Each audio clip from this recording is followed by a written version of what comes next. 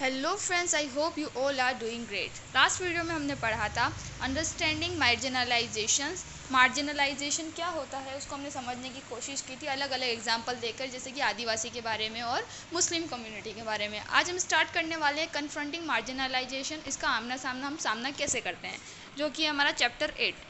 तो चलिए स्टार्ट करते हैं। सबसे पहले इनवोकिंग फंडामेंटल राइट्स। अब फंडामेंटल राइट्स में जो ये किस प्रकार से हम इसको इवोक कर सकते हैं। कॉन्स्टिट्यूशन ने कुछ प्रिंसिपल दिए हैं जो कि हमारी सोसाइटी को डेमोक्रेटिक बनाती है। मतलब हमारे जो कॉन्स्टिट्यूशन में ऐसे कुछ राइट्स है जिसके द्वारा हमारा जो हमारी जो गवर्नमेंट है वो डेमोक्रेटिक बनती है। अब ये जो डिफाइन है ये फंडामेंटल राइट्स के थ्रू डिफाइंड है और ये हमारे कॉन्स्टिट्यूशन के कुछ इंपॉर्टेंट पार्ट है। ये जो राइट्स हैं ये फंडामेंटल राइट्स कहलाते हैं और ये हमारे कॉन्स्टिट्यूशन के लिए काफ़ी इंडियन है। इस राइट्स के द्वारा ये कहा गया है कि ऑल इंडियंस आर इक्वल, मतलब सभी जो भारतीय हैं वो इक्वल है। उन्हें कास्ट, रेस, सेक्स और उनकी जो रिलीजन है उसके हिसाब से उन्हें अलग नहीं देखा जाएगा। अब जैसे जैसे मार्जिनलाइज्ड कंसर्न होने लगा और ये जो राइट्स है दो वेज में बाहर आने लगे। सबसे पहले तो था कि जो ये फंडामेंटल राइट्स है इनके होने के बावजूद भी, गवर्नमेंट के होने के बावजूद भी इनजस्टिस हो रहा है मार्जिनलाइज पीपल के साथ। क्योंकि मार्जिनलाइज पीपल को क्या किया जाता था कि सोसाइटी से काफ़ी अलग रखा जाता है, मतलब बिल्कुल अलग कर दिया जाता है। तो जब हम इक्वलिटी की बात कर रहे हैं तो ये कहाँ से। और दूसरा है ये है कि government have to insist that enforce this law. मतलब कि गवर्नमेंट ने लॉ तो बना लिया, इसका मतलब ये नहीं है कि सभी इसकी पालना कर रहे हैं। तो गवर्नमेंट को इंसिस्ट करना चाहिए, ये भी देखना चाहिए कि लॉ बनाने के साथ साथ वो इम्प्लीमेंट भी हो रहा है। सम एग्जाम्पल्स दे रखे हैं कि struggle for marginalise have influence the government to frame a new laws. अब कई बार जो मार्जिनलाइज्ड पीपल के साथ गलत होता है तो उनके काफ़ी जब ज़्यादा हो जाता है तब उनके द्वारा जो मतलब स्ट्रगल किया जाता है, उनके द्वारा जो आवाज़ उठाई जाती है, उससे जो है वो गवर्नमेंट काफ़ी इन्फ्लुएंस हो जाती है और काफ़ी नए लॉज फ्रेम करने लगती है जो कि काफ़ी अच्छे होते हैं और जो कि फंडामेंटल राइट की स्पिरिट से ही जुड़े होते हैं कि लोगों के फंडामेंटल राइट हार्म ना हो। अब नेक्स्ट आता है लॉज फॉर द मार्जिनलाइज्ड। अब मार्जिनलाइज्ड के लिए क्या क्या लॉज बनाए गए हैं।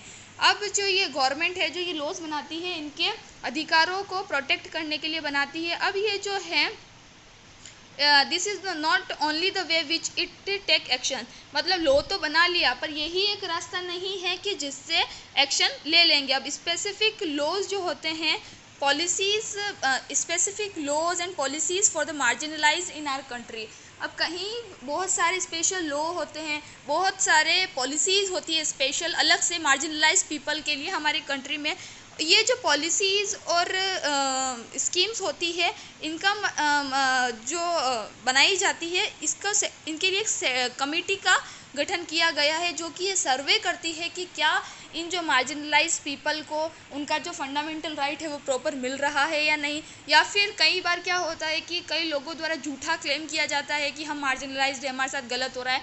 मतलब एक झूठ जो होता है वो बोला जाता है, तो वो भी इन जो कमेटी है उसके द्वारा ही रिकॉग्नाइज़ किया जाता है कि जो ये कम्युनिटी है वो मार्जिनलाइज एक्चुअल में है या नहीं, और है तो फिर वो कितनी उनकी हालत कैसी है, ये सारा देखने का काम एक पॉलिसी और जो पॉलिसीज़ बनाई गई है उसके अंदर एक कमेटी सेटअप की गई है उसके द्वारा देखा जाता है। अब जो ये सेटअप होती है, अब गवर्नमेंट ये एफर्ट करती है कि जो ये पॉलिसीज़ बनाई गई है, मतलब मार्जिनलाइज पीपल के लिए जो पॉलिसीज़ बनाई गई है उसकी जो अपॉर्चुनिटी स्पेसिफिक ग्रुप को मिले। मतलब एक स्पेसिफिक ग्रुप के बारे में अलग अलग पॉलिसीज़ बनाती है। मान लिया किसी एरिया की एक स्पेसिफिक जो कम्युनिटी है उसको मार्जिनलाइज किया गया है, अब उसको किसी एक पर्टिकुलर चीज़ की आवश्यकता है और जिसके लिए गवर्नमेंट लॉज बनाएगी, लेकिन गवर्नमेंट फिर इसको भी मेक श्योर करती है कि वो जो लॉ बनाया गया है उस पर्टिकुलर एरिया की जो कम्युनिटी है मार्जिनलाइज उसको उससे लाभ मिल रहा है या नहीं, ये देखने का काम भी होता है। अब करते हैं प्रमोटिंग सोशल जस्टिस। अब सोशल जस्टिस प्रमोट करके कैसे कर सकते हैं। अब जैसे हमने देखा है कि as a part of their effort to implement the constitution both state and central government create specific scheme for implementation in tribal areas. मतलब कि अब जैसे हमने पढ़ा कि जो इफ़र्ट कॉन्स्टिट्यूशन इम्प्लीमेंट करने का जो इफ़र्ट्स थे उसमें जो both state government and central government ये दोनों ही स्पेसिफिक स्कीम बनाती है और उनको इम्प्लीमेंट करती है ट्राइबल एरियाज़ और दलित पॉपुलेशन के लिए।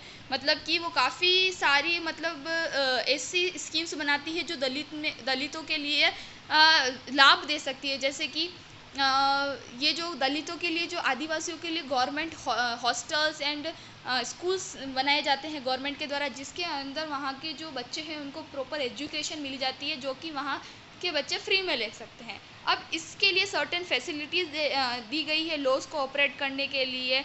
अब इसके अंदर कुछ स्टेप भी लिए गए हैं गवर्नमेंट के द्वारा, जो कि इनइक्वालिटी को कम करें, जो हमारी सोसाइटी में इनइक्वालिटी उसको कम करने के लिए स्टेप भी लिए गए हैं। अब यहाँ पर रतनाम की स्टोरी दी गई है। रतनाम एक गांव का लड़का है। उस गांव का कुछ ऐसा ही नियम होता है, मतलब एक प्रथा चली आती है कि उस गांव के जो दलित होते हैं, तो वहाँ के जो पुजारी होते हैं, जो पूजा करते हैं मंदिर में, वहाँ के पुजारियों के जो पाँव धो के जो पानी होता है उससे नहाना होता है दलितों को, वहाँ के पर्टिकुलर जो दलित रहते हैं। अब रतनाम के जो पेरेंट्स और उसके जो पूर्वज होते हैं वो सब तो करते आते हैं, लेकिन रतनाम जो होता है वो ये करने से मना कर देता है, क्योंकि वो तो एक एजुकेटेड होता है, पढ़ा लिखा होता है, तो ये सब बोलता है कि मैं ये सब नहीं करूँगा। मतलब वो रिफ्यूज़ कर देता है, मना कर देता है कि मैं नहीं करूँगा। लेकिन इससे जो डोमिनेंट सोसाइटी है, वहाँ के पुजारी हैं, अपर कास्ट है, वो काफ़ी ज़्यादा भड़क जाते हैं और उसको और उसके घर वालों को काफ़ी टॉर्चर करते हैं, कि क्योंकि एक प्रथा चली आती है और जब वो बच्चा मना कर रहा है तो काफ़ी उस पर मतलब जोर दिया जाता है, प्रेशराइज किया जाता है। लेकिन फिर जो रतनाम, उसकी पेरेंट्स जो है वो पुलिस के पास जाते हैं। पुलिस का जो काफ़ी नियम बनाए गए हैं गवर्नमेंट के द्वारा, SC प्रिवेंशन एक्ट वगैरह, जिसके द्वारा दलितों को बचाया जाता है, उसका यूज़ करके उन्हें बचा तो लेते हैं, लेकिन फिर भी उन्हें गांव छोड़कर जाना पड़ता है, क्योंकि काफ़ी डोमिनेंट इफेक्ट होता है वहाँ के रिच लोगों का। तो इसी प्रकार बताया गया है कि किस प्रकार से सोशल जस्टिस जो है आदिवासियों के लिए ज़रूरी हो जाता है। अब आता है SC प्रिवेंशन एक्ट, जो है 1989 में बना था। अब ये जो एक्ट था, ये फॉर्म्ड किया गया था दलितों के जो डिमांड्स है, दलित और जो अलग मार्जिनलाइज कम्युनिटी है, इनके डिमांड को सीरियसली लेकर उनके ऊपर काम करने के लिए, मतलब उनको ओवरकम करने के लिए जो था, ये SC प्रिवेंशन एक्ट बनाया गया है। अब ये जो एक्ट है बहुत लंबी क्राइम की लिस्ट रखता है, मतलब कई आदिवासी, कई SC के खिलाफ काफ़ी क्राइम किए गए हैं, तो उस क्राइम की काफ़ी लंबी लिस्ट रखता है, जिसके अंदर बहुत सारे भयानक, हम देख सकते हैं कि इन लोगों के लिए काफ़ी मतलब इतना ज़्यादा इनको प्रताड़ित किया जाता है, काफ़ी इन्हें दुख दिया जाता है सिर्फ उनके कास्ट के नाम पर। ठीक है। अब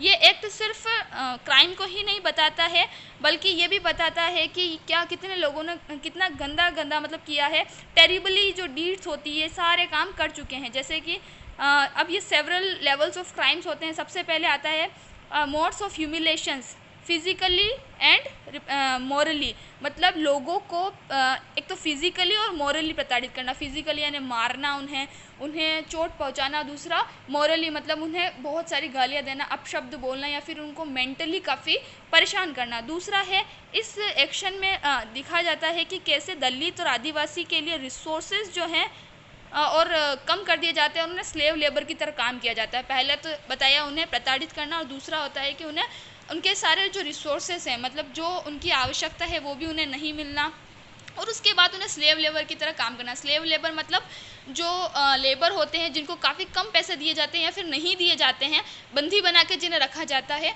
और फिर उन्हें पूरे दिन काम कराया जाता है। तो ये स्लेव लेबर की तरह आदिवासियों को काम कराया जाता है और काफ़ी उन्हें प्रताड़ित किया जाता है, फिजिकली एंड मेंटली दोनों। और अनदर लेवल का है कि दलित जो लेडीज़ है, वीमन है, ट्राइबल और दलित की, उनके साथ भी काफ़ी ज़्यादा क्राइम हमने देखने को मिले हैं कि जो अपर कास्ट और रिच और डोमिनेंट क्लास के लोग होते हैं, दलित लेडी के साथ भी काफ़ी हॉरिबल जो है क्राइम देखने को मिले हैं।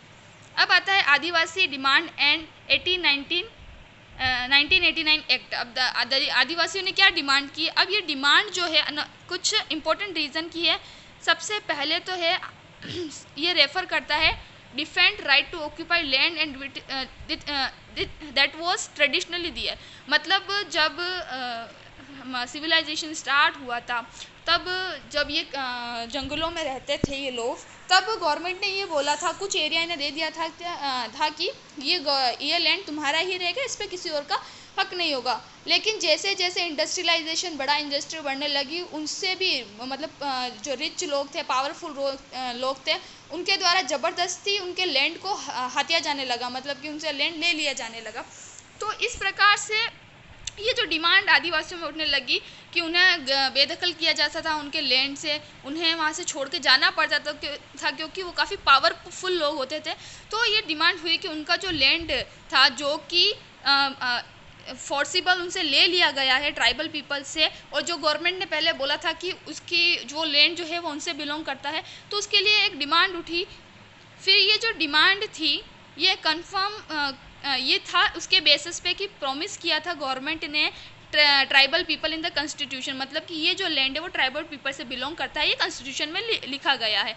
लेकिन और ये भी बोला था कि ये जो है नॉन ट्राइबल पीपल को भी सोल्ड नहीं किया जा सकता है, मतलब ट्राइबल पीपल है वही उसको खरीद सकता है, नॉन ट्राइबल पीपल उसको खरीद नहीं सकता है। अब ये जो केस था, ये कॉन्स्टिट्यूशन गारंटी करता है right of tribal people and re oppose their land. अब ये जो कॉन्स्टिट्यूशन में लिखा हुआ है, लेकिन कई बार इनका भी हमें जो हार्म होते हुए देखने को मिला है। तो इसी सब को देखते हुए इन लोगों के द्वारा, ट्राइबल और आदिवासी लोगों के द्वारा डिमांड उठी और ये SC/ST प्रिवेंशन एक्ट बना। अब इसका कंक्लूज़न क्या निकलता है, लेसन का कंक्लूज़न हमने देखने को मिला है कि जो ये राइट और एग्जिस्ट कर रहे हैं, मतलब गवर्नमेंट के द्वारा जो इतने सारे राइट्स बनाए गए हैं मार्जिनलाइज्ड के लिए, SC/ST आदिवासी दलितों के लिए, ये सिर्फ राइट बनने का या अधिकार बनने का मतलब ये नहीं होता है कि इम्प्लीमेंट भी हो रहे हैं, मतलब पेपर पे लिख देने पर से ही ये मतलब नहीं होता है कि इन लोगों को लाभ पहुंच रहा है, उनको इम्प्लीमेंट कराना भी ज़रूरी होता है और गवर्नमेंट को ये भी देखना चाहिए कि इम्प्लीमेंट हो रहा है या नहीं। अब जो होता है, people had to constantly work on make efforts to translate this into principle and guide the action of their follow citizen और एवरी दियर लीडर। मतलब कि लोगों को भी अवेयर होना चाहिए, मतलब शिक्षित जब होंगे तब इतने अवेयर होंगे कि उनके लिए क्या अधिकार है, और फिर वो अधिकार को उन्हें पता होना चाहिए और दूसरे लोगों को भी बताना चाहिए कि आपके हक में क्या अधिकार है, और उनके जो फॉलोइंग मतलब सिटीजन्स हैं, उनके साथ वाले हैं, उन सबको। अब ये डिज़ायर जो है इक्वलिटी, डिग्निटी एंड रेस्पेक्ट की नॉट न्यू, मतलब ये बताई गई है कि जो डिज़ायर है लोगों में कि उनको भी इज्जत से देखा जाए, उनको भी रेस्पेक्ट मिले, उनको डिग्निटी मिले, ये न्यू नहीं है। हम अभी हिस्ट्री हम पढ़ते आ रहे हैं, कब की बात है, काफ़ी 1898 में जब ये एक्ट बना है, तो मतलब उससे पहले की बात होगी। तो मतलब लोगों में पहले भी ये था कि उन्हें भी एक इज्जत के साथ, एक समानता के साथ देखा जाए। अब ये जो है हमारे थ्रू आउट आर हिस्ट्री, ये हमें डिफरेंट फॉर्म में हमें देखने को मिल जाता है, अलग अलग मूवमेंट के द्वारा, अलग अलग एरिया के लोगों के द्वारा, अलग अलग ट्राइबल लोगों के द्वारा। अब डेमोक्रेटिक सोसाइटी में जो है small similar progress of struggle, writing, negotiation and organise needs to continue. मतलब डेमोक्रेटिक का मतलब क्या हुआ, जब ये सब ही नहीं होगा, मतलब अगर डेमोक्रेटिक कंट्री है तो वहाँ के लोगों का पूरा अधिकार है कि वो स्ट्रगल करे सिमिलर प्रोग्रेस के लिए, वो आवाज़ उठाए, कुछ लिखे, अपना जो ऑर्गेनाइजिंग जो है वो कंटिन्यू रखे, ताकि उनको भी इक्वलिटी से देखा जाए। डेमोक्रेसी का मतलब यही है, लोकतंत्र मतलब लोगों की चलना। तो जब लोग ही इतने अवेयर नहीं होंगे तो डेमोक्रेटिक गवर्नमेंट किस काम की। इसलिए बताया गया है कि डेमोक्रेटिक सोसाइटी के लिए सभी ये सारे नीड्स जो हैं वो ज़रूरी होते हैं। तो इस लेसन में इतना ही। Thank you.